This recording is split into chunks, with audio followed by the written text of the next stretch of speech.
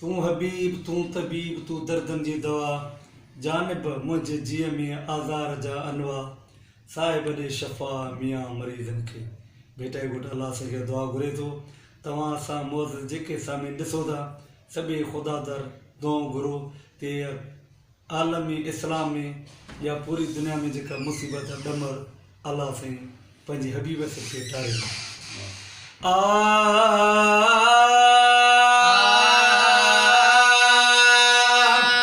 corona virus सां थियो ही आगाज़ कोरोना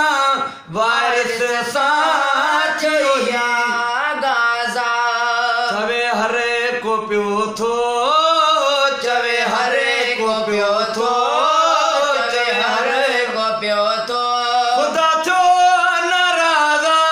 खुदा थो नाराज़ा कोरोना वायरस सां थियो ही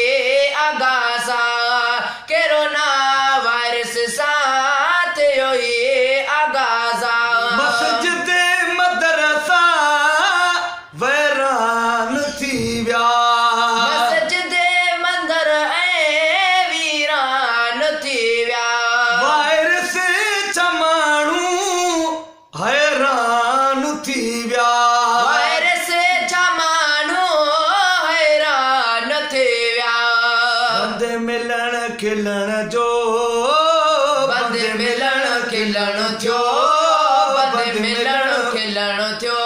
इहो कहिड़ो राज़ा इहो कहिड़ो राज़ा कोरोना वायरस सां थियो ही आगाज़ चवे हरे को पियो थो चवे हरे को पियो थो चवे हरे को पियो थो खुदा थो नाराज़ा खुदा थो नाराज़ा कोरोना वायरस सां थियो ही आगाज़ मेरा जिस्म मेरी मर्ज़ी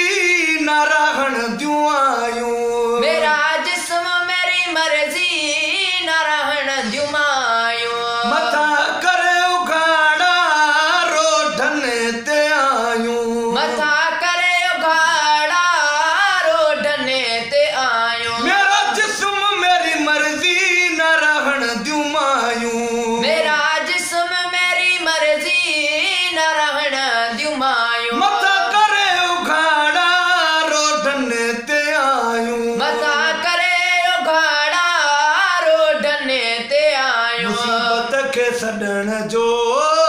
मुसीबत खे सॾण जो मुसीबत खे सॾण जो इहो ई अंदाज़ा इहो ई अंदाज़ा कोरोना वायरस सां थियो ही आगाज़ मज़दूरनि जी मज़दूरी अदा बंद थी वई मज़दूरनि जी मज़दूरी अदा बंद थी वई ग़रीबनि जे कखड़नि में शामत अची वई ग़रीबनि जे कखड़नि में शामत अची पई ग़रीबनि जे कखड़नि में शामत अची पई बुख उन में ॿार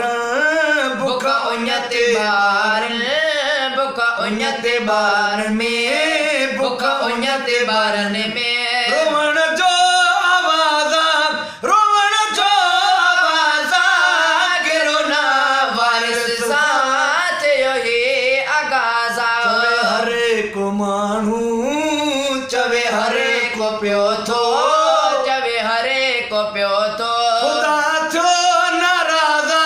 खुदा थो नाराज़ा कोरोना वायरस सां थियो ही आगाज़ इरशाद इरशाद अब्बासी खुदा शाफी थींदो इरशाद अब्बासी खुदा शाफी थींदो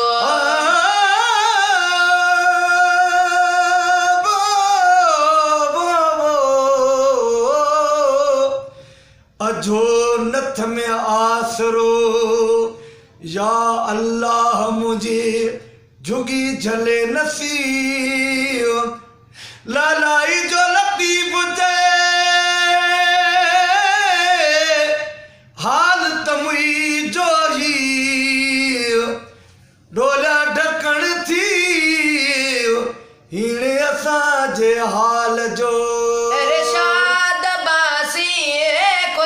शाफी थींदो इरशाद अब्बासी ख़ुदा शाफी थींदो इरशाद अब्बासी ख़ुदा शाफी थींदो वरी बि असांखे उहो माफ़ियूं ॾींदो वरी बि असांखे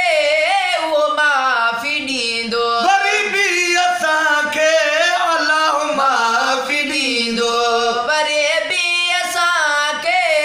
अलाह माफ़ी ॾींदो विसरी असां खां वई विसरी असां खां वई विसरी असां खां नेकीअ निमाज़ा कहिड़ो ना वारिस सां थियो हे अगाज़ा चवे हर को पियो थो चवे हरे को पियो थो चवे हरे को पियो थो ख़ुदा थो